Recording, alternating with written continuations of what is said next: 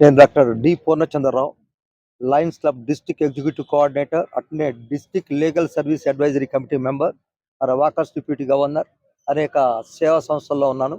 ఈరోజు ప్రపంచ పర్యావరణ దినోత్సవ సందర్భంగా ప్రజలందరికీ తెలియజేయడమనగా, మొక్కలు నాటండి, మొక్కల్ని సంరక్షించండి. పెద్దవి చేసినట్టయితే ఇప్పుడు ఇవాళ మనం చూస్తున్నాం 7 గంటలకే బయట కూర్చోలేకపోతున్నాం, అంత వేడి ఉంది.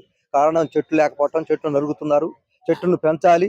ఒక చెట్టు కనుక నరికినట్టయితే 5 చెట్లు నాటే విధానంగా గవర్నమెంట్ ఆర్డర్ తీసుకురావాల్సిందిగా కోరుతూ, అలానే కొత్తగా ఇల్లు కట్టేప్పుడు ఇంటికాడ 2 చెట్లు కంపల్సరీగా నాటాలి. అలానే పెద్ద పెద్ద చెట్లు రోడ్డు వైడంలో పోతున్నాయి. గవర్నమెంట్ దాన్ని దృష్టిలో ఉంచుకున్నటువంటి పీకి వేరే చాటు నాటే విధానంగా చేసినట్టయితే పర్యావరణం పరిరక్షణ చేయొచ్చని సభాముఖంగా తెలియజేస్తూ, అలానే ప్లాస్టిక్ వాడకం కూడా నివారించాలి. అది కూడా కాలుష్యం వస్తుంది, క్యాన్సర్ వస్తుంది.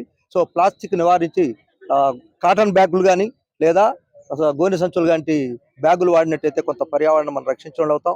అలానే గాలి వాయు కాలుష్యం, భూమి కాలుష్యం, అనేక రకాల కాలుష్యాలు ఉన్నాయి. ఈ కాలుష్యాలన్నీ కూడా నిర్మూలించాలంటే ముందు ఆర్గానిక్ ఎరువులు, ఆర్గానిక్ పంటలు పండించినట్టయితే కొంత భూమి కాలుష్యం కూడా తగ్గుతుంది.